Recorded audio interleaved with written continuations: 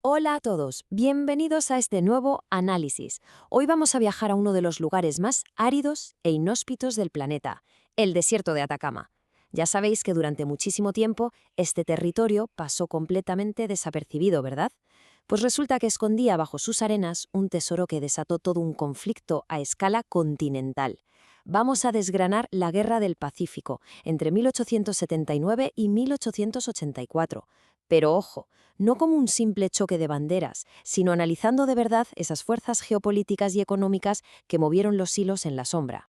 Pero antes de meternos en harina, os invito a apoyar el canal. Si queréis seguir descubriendo cómo los recursos moldean la historia, dejad un buen me gusta, compartid el vídeo, dejadme un comentario abajo y, por supuesto, dadle a la campanita para no perderos nada. ¡Vamos a ello!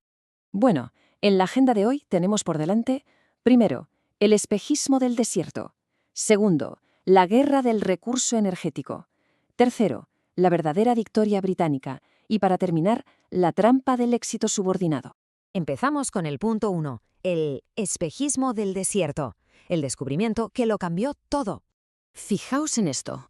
Durante gran parte del siglo XIX, Chile literalmente no miraba al norte. El desierto de Atacama se consideraba básicamente un yermo sin valor, una simple barrera de arena y sol. Pero de repente se descubre el salitre y el paradigma cambia por completo.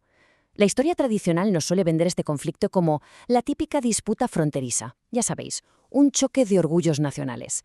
Pero la realidad geopolítica fue muchísimo más fría. Hablamos de un conflicto impulsado directamente por feroces intereses comerciales y el ansia viva de monopolizar este nuevo recurso.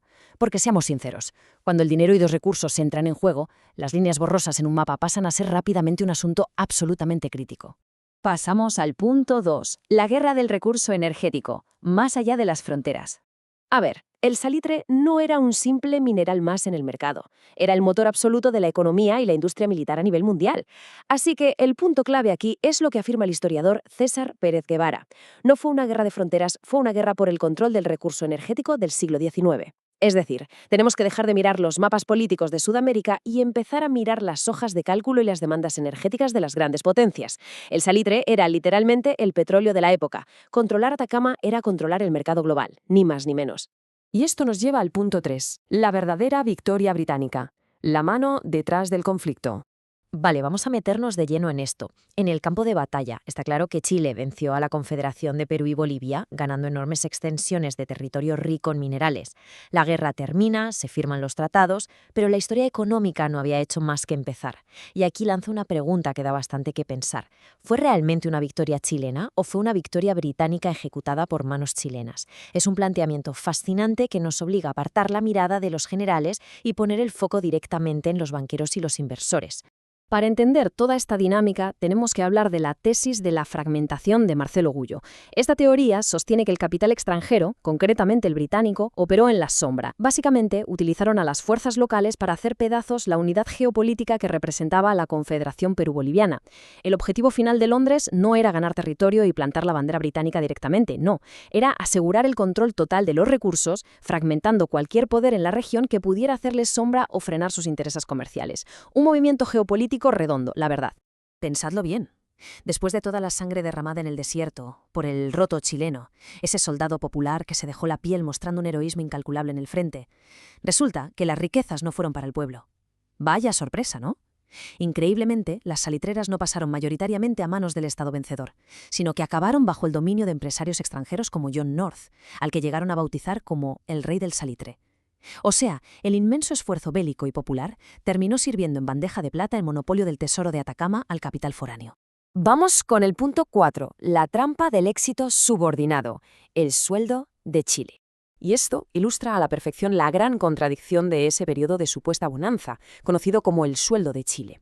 Por un lado, tenías a una élite local, siempre mirando hacia Europa, que se dedicó a financiar la construcción de palacios deslumbrantes en Santiago, pura opulencia a corto plazo. Pero claro, en la otra cara de la moneda se produjo un completo descuido y abandono de la industria nacional. El dinero fluía tan rápido desde el norte que a nadie le pareció necesario crear un tejido productivo diversificado o sostenible. Pan para hoy y hambre para mañana. Aquí es donde entra un concepto súper interesante que analiza Zunzunegui, la nación rentista. Se define como un país cuya economía pasa a depender por completo de exportar un único recurso sin refinar. Al no crear una industria propia y vivir solo de las rentas de la extracción, la nación ata irremediablemente su destino y su soberanía económica a las fluctuaciones y necesidades del extranjero.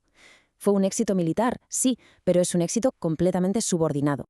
Y esta es precisamente la verdadera trampa del monocultivo. Significó depender total y absolutamente de los mercados europeos. O sea, toda la prosperidad del Estado vencedor colgaba de un hilo. Dependía estrictamente de que Europa siguiera necesitando el salitre de Atacama para dos pilares fundamentales, como fertilizante para sus campos agrícolas y como pólvora para sus crecientes maquinarias de guerra.